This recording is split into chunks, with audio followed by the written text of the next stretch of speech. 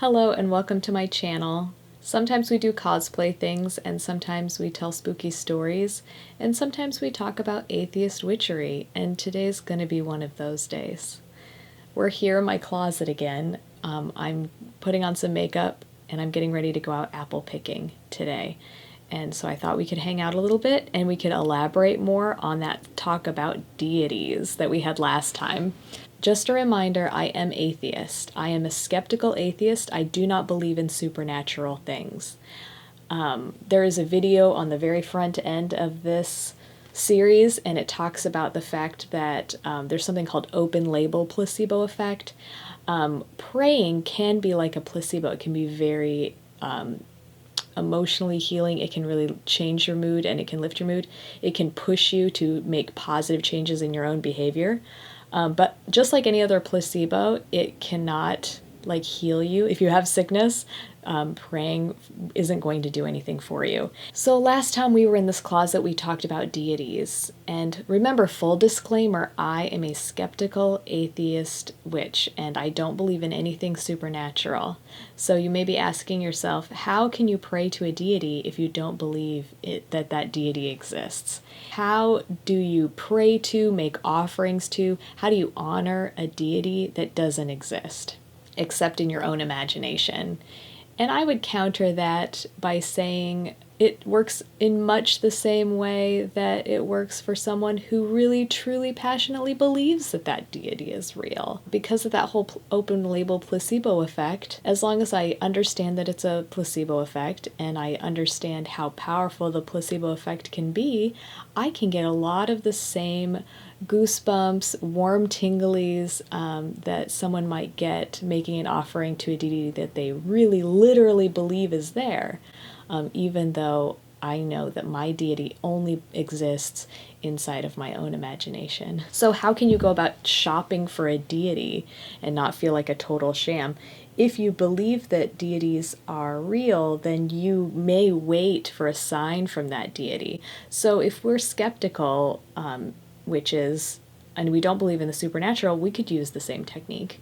We could wait around for a sign. We would just know that that sign was a coincidence. But just like with tarot and just like with horoscopes, coincidences can be extremely powerful. They can make you think about something in a new, fresh light. You have to forgive me. I purchased this before Kat Von D decided to not vaccinate her children. I did purchase this after there was other awful things that Kat Von D did, but I didn't know anything about that. I just, of course I saw this in the store and I thought it was extremely beautiful, so I bought it. Please don't judge me. Oh, this palette does have really bad fallout. And it's my only fall palette. All my other palettes are like either neon or pastel. So, what's a good example of a deity that might send you a sign? Well, I was just reading online that somebody was being visited by crows, and that was a sign that they needed to be aware of, like the Celtic goddess Megara. Oh shoot, I am so sorry, guys. I am not that familiar with the Celtic deities, so my pronunciation is going to be really insulting. I'm glad I'm not superstitious, otherwise I feel like she would definitely curse me. And while you are walking with this particular deity, she is very sharp-witted. She doesn't deal with any BS, and she doesn't deal with any excuses from you. So if you're trying to make improvements in your life, she's really going to hold your feet to the fire. There are some deities that have a lot of raw emotion to them, and so when you tune into them, it gives you sort of a pass and an exception to, behave maybe a little bit emotionally. You really want to tune into negative emotions sometimes. And I really love that witchcraft allows you to do that. So in a lot of religions, you have to really like fake it till you make it. You have to have this whole positivity thought doctrine where if you have any negative feelings or thoughts, then it's seen as being really bad or disruptive and shameful. Like, why would you be ashamed of feeling sad? That's just crazy. If you really want to get into those sad feels, you might find a goddess that's perfect, god or goddess that's perfect for that. It reminds me of this novel by Philip K. Dick, and it's called Do Androids Dream of Electric Sheep?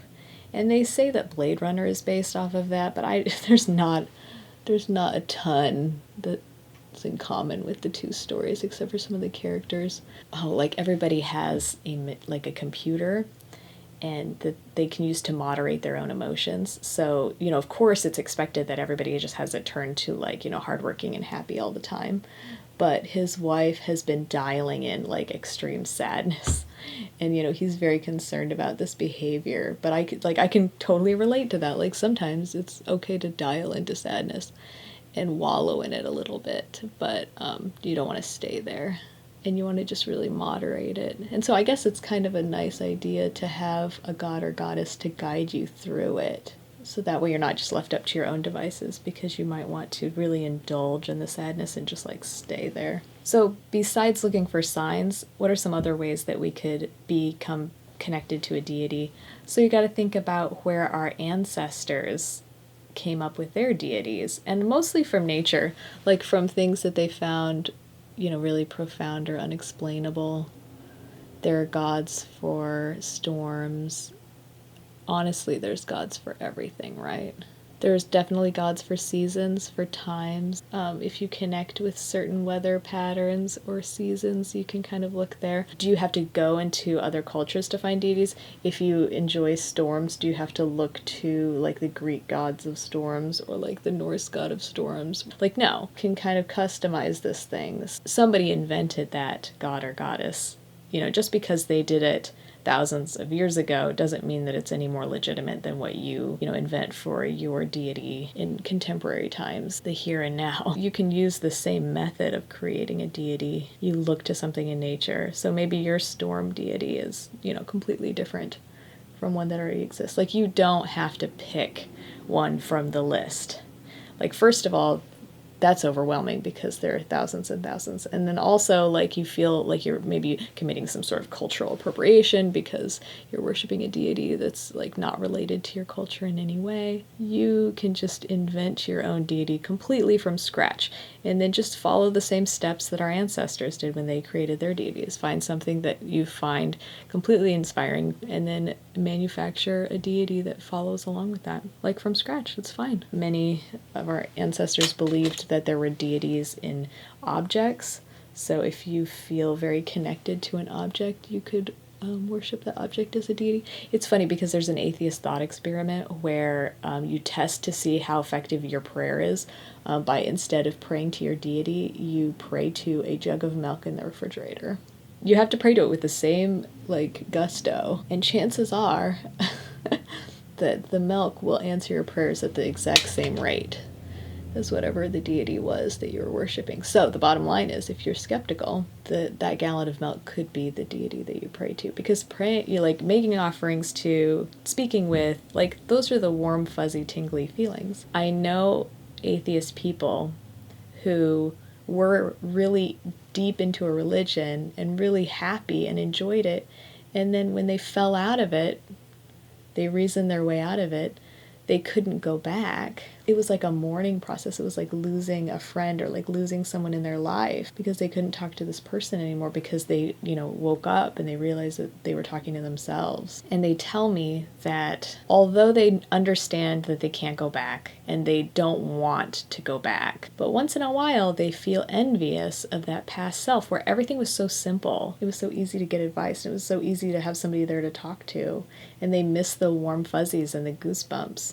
If you use the open label placebo effect and you make offering to, a god or a deity or a goddess, you can still get those same warm fuzzies. Okay, so earlier I was thinking about this, and as an atheist, I believe that there are no deities. So I believe that when someone is speaking to their deity, that they are speaking to themselves. And that when they're hearing their deity speak back to them, which if you were very religious at one time, that's a real thing, then you know that you are speaking to yourself. I was looking for that Susan B. Anthony quote, which I found. It is, "I distrust those people who know so well what God wants them to do, because I noticed it always coincides with their own desires." And I was looking for that quote, and I found this one by Anne Lamott, who is an author, and it's very similar, and it says, You can safely assume you've created God in your own image when it turns out that God hates all the same people you do. As atheists, we know that, that deity that you're worshiping is you, and so that they'll agree with you. So if it's you and it's from your imagination, then you can really create any sort of deity that you want. If you go on a walk every evening and you always walk past, a beautiful, beautiful tree, and that tree gives you the deepest sense of awe, I think it's perfectly acceptable to speak with that tree, right? You can tell that tree your deepest desires. So if you're shopping around for a deity, where could you find a deity? Of course, you can look to lots of different cultures and just, whoever you connect with, that's totally fine. You could anthropomorphize an inanimate object, like, something fabulous from nature. It could be like, a mountain. It could be a tree. I actually, when I was very young, here, let me show you. I found, buried in the backyard, this plastic vial, and it says halves on it. I don't know what it's from. And inside that is a doll head. I don't know if you can see that, but it's just a white head. Yeah, it was just buried in the field behind our house, and I don't know how it got there, but there's just something about it that was just so wrapped in mystery, and it became sort of like very precious to me. I washed it off and I put it in my sock drawer, and it has been in my sock drawer my entire life since I found it. And when I made this last move, I don't know why, I thought, oh, I'll put it in a safer place, instead of putting it in my sock drawer. And then when I looked for it and it wasn't in my sock drawer, I just about had a fit. And so then I remembered that I had put it somewhere else, and so I went and grabbed it and put it into my sock drawer, and that's where it sits. But yeah, this is just sort of a little mysterious token that I could put on my altar, and I could attribute, so I could give it some supernatural powers or something. Ugh, I don't think I've been in focus this whole video. Oh, maybe I have. I guess I'm just not in focus because I don't have my glasses on. So the whole purpose of having a deity is having, someone to inspire you, having someone to speak to when you need to talk to someone extremely privately. And yeah, you could find a deity in any number of places. That's not a very clear answer to the question, is it? I'm sorry. I wish I had an answer for this, but there's really, in witchcraft, you do whatever you want. Witchcraft is often about self-discovery, and it's 100% about intention. If your intentions are bad, then you're going to feel bad. If your intentions are good, you're going to feel good. You'll see a lot of witches online giving advice. People will come to them and they'll be like, what's the proper way to do this, or what's the proper way to do that? And the answer from someone that has good experience is it's going to be different for everybody. So the way I came across my goddess worked for me, but it may not work for you. You're going to have to come at it your own way, and it's extremely personalized. And the good news is that there's no wrong way. You're never going to be wrong. As long as your intentions are good and you feel good about it, then what you're doing is correct. And so that can be really, really challenging for somebody that struggles with self-confidence. Most religions out there have a very prescribed way of doing things. And if you are not very self-confident, then that feels really good for somebody to tell you what the expectations are. But in witchcraft, you are setting your own expectations, and you are setting your own directions. And so if you are not self-confident, it can be a struggle. But struggle is good, because when you struggle, it means you are learning. You are out of your comfort zone. And so witchcraft might be a good push for you to build some self-confidence, to accept that what you are doing is correct and what you are doing is valid. This time I'm going to show you my finished look, though, because last time I didn't. I didn't even get eyelashes on, you guys. Let's get some lipstick on here. I'm going to have to get going.